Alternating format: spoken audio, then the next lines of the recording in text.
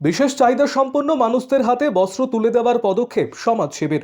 শনিবার Manikchak block community hall প্রাঙ্গণ থেকে কয়েকশো অসহায় দুস্থ বিশেষ চাহিদা সম্পন্ন মানুষজনদের হাতে বস্ত্র তুলে দেওয়া হলো। মানিকচক ডিজাভেল ওয়েলফেয়ার সোসাইটির উদ্যোগ মতো বিশিষ্ট সমাজসেবী সাবানা সুলতানার প্রচেষ্টায় এই বস্ত্র তুলে দেওয়া হয়।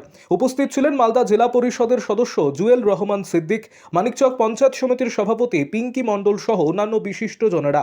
ওয়েলফেয়ার সোসাইটির তরফে বিশেষ চাহিদা সম্পন্ন মানুষজনদের জন্য আবেদন রাখা হয়েছিল সমাজসেবী সাবানা সুলতানের কাছে নতুন বছরের কিছু তুলে দেওয়ার জন্য।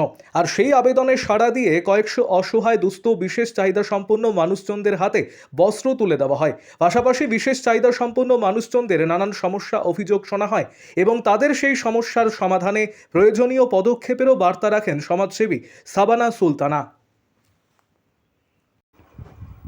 আরও আপডেট থাকতে আমাদের ভিডিও শেয়ার ও ফেসবুক পেজটিকে লাইক করে ফলো করে দিন। আপনি বলেন মানিকচক বিধানসভার অন্তর্গত মানিকচক ব্লকে আজকে প্রতিবন্ধীদেরকে ব্ল্যাঙ্কেট দেওয়া হয়।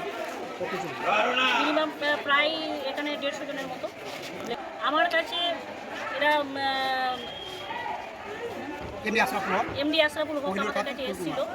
যা 3 জন এসে দিয়ে আমাকে বলতো যে এরকম দিদি প্রতিবন্ধী ভাই বোনেরা আছে, তো ওদেরকে আমাদের কিছু দেওয়া হয়নি, আপনি যদি একটু বস্তু দিতে গেলে আমাদের খুব সহযোগিতা হতো, আর আপনার কথা শুনেছি তাই বলে আপনার কাছে আমরা একটু এসেছি।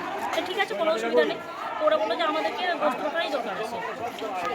ওরা বলেছে যে ওদের একটা ভাতার ব্যাপার নিয়ে আলোচনা করেছেন এবং যেটা খাদ্য সামগ্রীর ব্যাপারেও বলেছেন এবং প্রতিবন্ধী যেটা সার্টিফিকেটগুলো হয় সেটার ব্যাপার নিয়ে আমাকে বলেছে যে একটু আলোচনা উপর লেভেলে যারা আছে তাদের সাথে আলোচনা করলে আমরা খুব সহযোগিতা পেতাম।